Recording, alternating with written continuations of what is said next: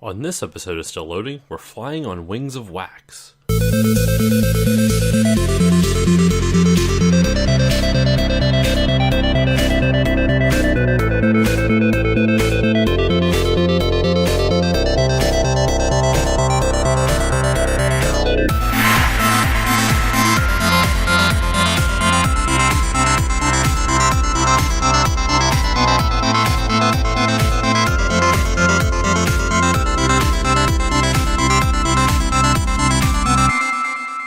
Hey guys, it's Josh and welcome to this new episode of Still Loading. For this week's episode in the 4440 series, I am covering the game Kid Icarus.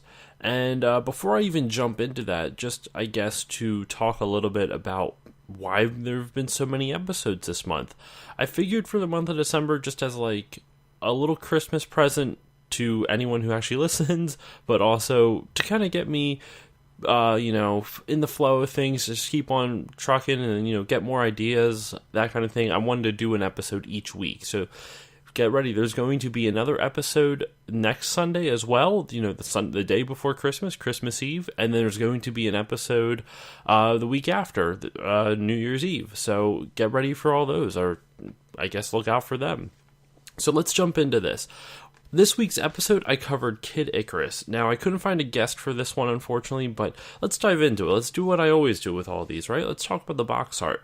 So, I guess, to preface it, Kid Icarus is, once again, a game for the NES. It was developed, it's one of Nintendo's, earlier games. It was released in 1987, and it's part of Nintendo's Adventure series, as I can see on the box here.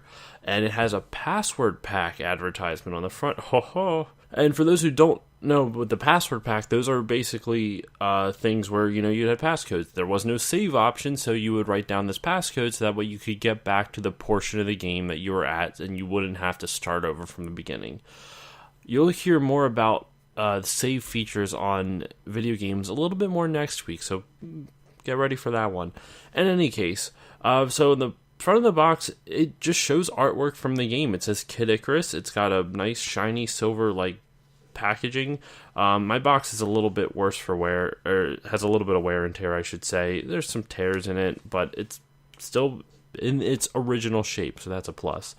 And you see Pit. Not Icarus is not the name of the character. Pit is the name of the character. And there's just some enemies on screen and a platform. There's really nothing fancy about it. You just see the pixels. I mean, if I ever wanted to make a perler bead Kid Icarus thing, this would be perfect because it actually lays it out pixel by pixel for me. On the back of the box, what it says, get ready for the action and adventure of Greek mythology translated to the video age. I don't know, what kind of a interesting advertisement. Far away in a kingdom called Angelland, the evil goddess Medusa has stolen the 3 sacred treasures and imprisoned the goddess of light, Palutena. Sorry, didn't read. Like I said, this is all first try, so I read this on the fly. As Kid Icarus, your mission is to find... It's Pit, damn it. It even says it in the game. Whatever. As Kid Icarus, your mission is to find the treasures, destroy Medusa, and rescue Palutena from the depths of the palace in the sky. That's weird, right? I mean, it said the depths, but the palace is... Depths usually associate, with... down in the ground, whatever. I know I'm being too technical, but I just found that weird. To find the treasures, you'll have to... To find the treasures, you'll have to travel through ruins, collecting weapons, and storing power for use in combat against creatures of Medusa's army. Use your bow and arrow to ward off gatekeepers of the underworld, overworld, and skyworld as you strive towards the battle against Medusa. Will you survive to restore Palutena's light and turn it to Angelland? Only you know.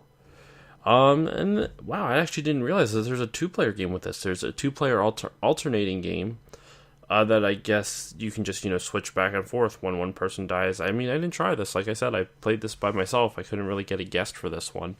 But yeah, and then before I go on to the gameplay, let's talk a little bit about, what's in the actual manual. Because once again, these are all complete in box. And it has a lot of stuff in the manual. I'm looking at it right now. There's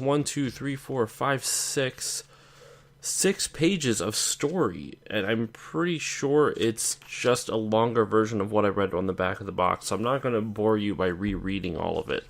But I will say the artwork is really well done, though it is strange. It has a picture of what looks like Medusa teaching children, and she's got a smile on her face, and I don't really know how to make this. I don't know how to describe this.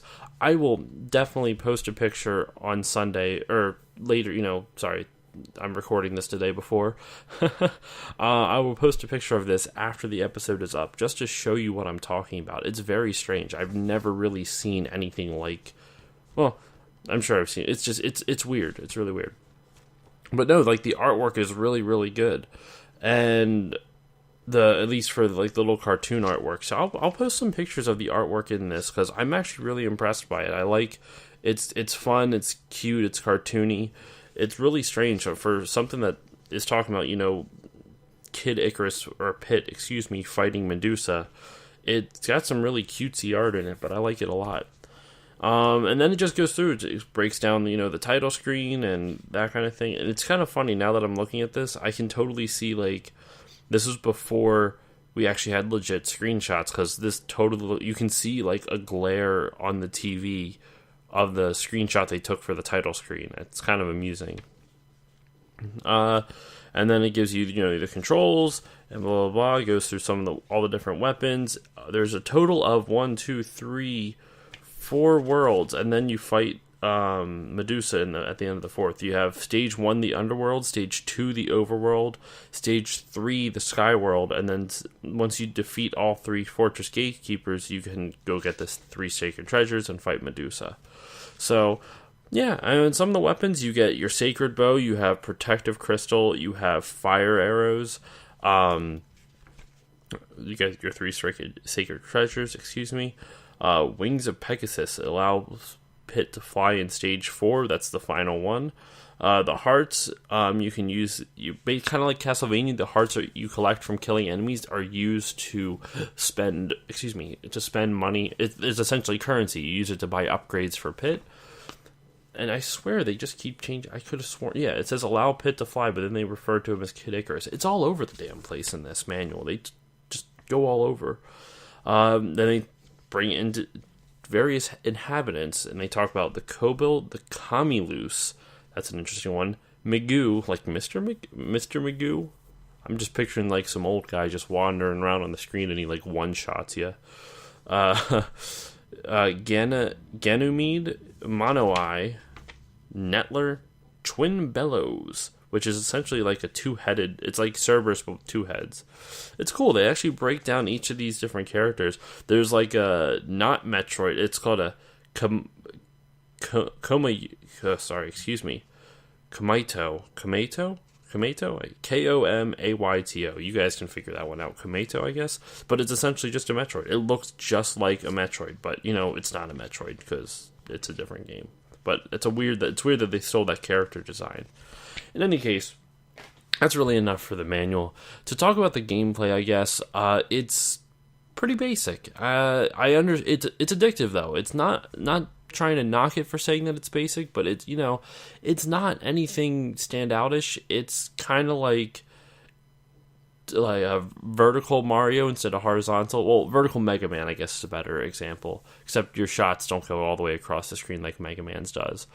But you scroll up it's pretty much all vertical. You don't really go side to side generally. And while that is cool, that's actually the most unique part of the game, because you just go vertical, but what's cool is if you go to the left or right side, it'll spawn you back, it'll bring you over to the other side of the screen.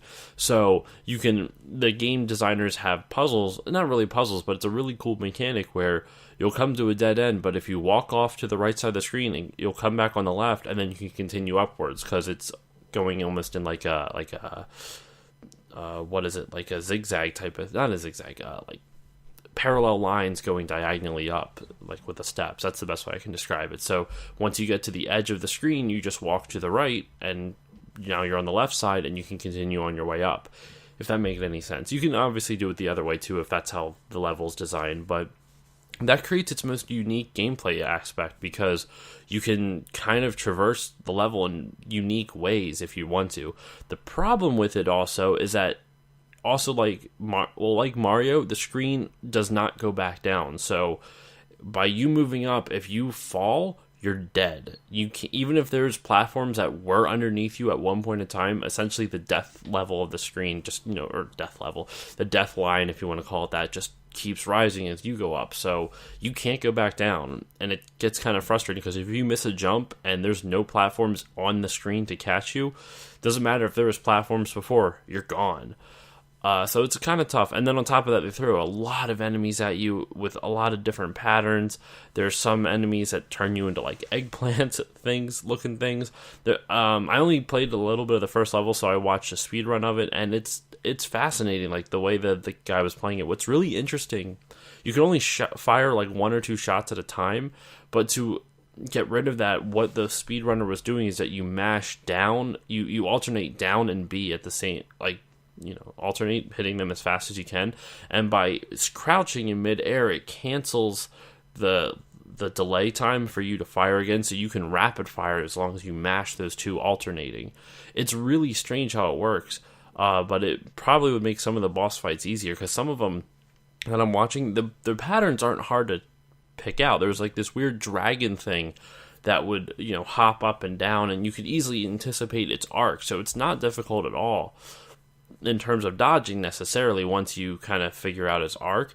But he has like 180 hits, so you're going to be there for a very long time, especially if you don't know how to do the rapid fire with that alternating crouch and fire button. It's really difficult. The game overall is just pretty generic, other than the fact that it's pretty relentlessly difficult, and you die if you fall by accident. Like there's no technically thing as fall damage, but at the same time there is, because if you fall off the screen, you're dead. Overall, the music was pretty good too. I liked the intro theme. Each level theme fit pretty well. I could not really picture myself listening to the title theme too frequently, because it's very high, and with NES music, the higher the pitch, it can get a little grating on your ears, if you know what I mean. Still really, really cool, really cool song, at least the title song is. Definitely go give that a listen. I've actually seen people do piano renditions of it, and I really, really like it on the piano more than I actually like it on the NES, which doesn't always happen. I usually like the original hardware's music, but sometimes when it's buried in all the limitations of the hardware, it takes just a good arranger to bring it out of that, and you can actually hear the song. It's kind of like how sometimes I don't like pop songs normally, but when it's covered by someone else and they do a unique interpretation on it, I generally like it more than what the original was. In any case, I don't really have much more to talk about with this game, especially since I didn't have anyone to really, talk to about with it, but I definitely suggest giving it a shot. It is considered a classic on the original Nintendo, and I would agree with it. It was compelling, it was engaging. I did want to keep playing it. The only reason I really stopped playing is because I sucked. It's a tough-ass game. So if you're looking for a good challenge, definitely give it a play. It is engaging, it is fun, the controls are tight, it's kind of floaty, but in a good way, because you're wearing wings, so it's all part of it. You're supposed to kind of float a little bit as you jump. So yeah, definitely give it a shot. It's a really good game. I can't really recommend it any more than that. Not the best one I've played on this 40 for 40 series, but as you've heard in some of my other ones, nowhere near the worst. It's no Dirty Harry, let me just say that. It's much better than that. Alright, so thank you all for listening. Please follow me on Instagram, Facebook, and Twitter at StillLoadingPod on each of them, so you can keep up with any of the things I'm doing. I haven't been able to post recently because work's been kind of nuts, but I will try to get back to posting some of the pictures of my game collection and like upcoming episodes and things like that, and random video game events that I end up going to.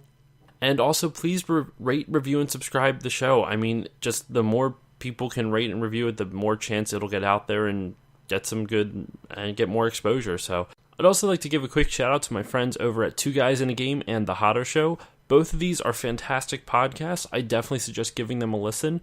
Two Guys in a Game is another video game podcast, and the Hodder Show is just kind of like a talk show. The host, TJ Hodder, interviews local bands and other things, just whatever catches his interest. Both of these shows are really good. They've been super supportive of me, and I can't thank them enough for it, so I want to also give them shout-outs because they've been awesome. And not only are they awesome people, I also really do enjoy their shows. The most recent episode of Two Guys in a Game was talking about their favorite Star Wars games, and I thoroughly enjoyed that. And also the most recent episode of the Hodder Show, which I have not listened to yet, is a holiday one. I'm looking forward to that because I enjoyed the last two. So once again, please give them a listen.